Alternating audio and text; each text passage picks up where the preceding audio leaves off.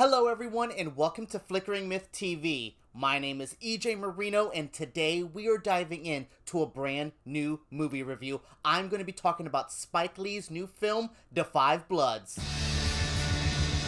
From the opening montage alone, I knew Da 5 Bloods was going to be one of my favorite Spike Lee movies of all time. This is such a powerful, impactful, and a very different film from his usual stuff. I think this movie, it's really interesting to label it as a certain type of genre. This is a heist film at times, it's a thriller, it's a war film, it's a reflection piece about four older men who are trying to figure out their place in the world now. There's a lot in this movie, and that's what I really enjoy about it. Spike Lee wasn't just going to say one thing with this film, he had so much to say, which makes the movie a little messy at times, a little long at times. I think this movie has a long running time. Even though it's paced well, it still takes up a good chunk of time. But with all those little complaints aside, I seriously think this is one of the best movies I have seen all year. Da 5 Bloods follows four black Vietnam veterans and one of their sons as they journey back into the country on a treasure hunt, if you will. They're there to try to find the body of one of their former friends, the fifth person in Da 5 Bloods, and they're also there looking for some gold that has been buried there since the 70s. I really enjoy this kind of early plot because I'm like, oh cool, this is gonna be like a reflection piece.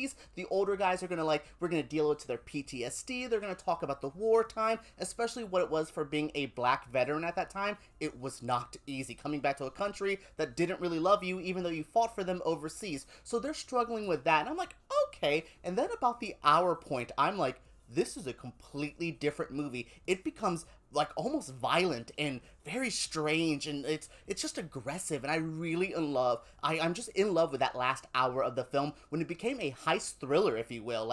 There is a lot of elements that I liked in the beginning, but that second half of the film is so thrilling, so impactful, and it literally had me on the edge of my seats. There's a moment with landmines, I'm not going to say anything other than that I was biting my nails because I was so nervous. This is such a stressful film, not with just the subject matter, but with the actions that are happening in the movie itself. It's such a good kind of Spike Lee film for that, where you have the entire weight of the story and what they're trying to say, but also the actions in the film are just as impactful. That's what really makes this, to me, one of my favorite Spike Lee films, because it's just it's a combo of hits to your face, and you don't know how to handle everything it's thrown at you, but by the end, you're exhausted and you're drained, but you still love it, because I really love this movie. Something I really enjoy about this film is getting to see four black older men in Hollywood get a chance to shine. Everyone offers something great here. The real star of this is obviously Delroy Lindo, who does an amazing performance. Get his Oscar ready because he is going for the gold here. It's such an amazing performance. So layered, so tragic, so deep. He offers so much in here. But it's not just him. He has a son in this movie. It's played by Jonathan Majors, who is so good as well. He's kind of the younger, youthful vibe to this film, and he feels just as a grumpy old man as all the grumpy old men. I really love their interactions with each other. That father-son relationship that is not the typical. It's darker, it's a little sad, it's troubled, and you see that in the film the entire time.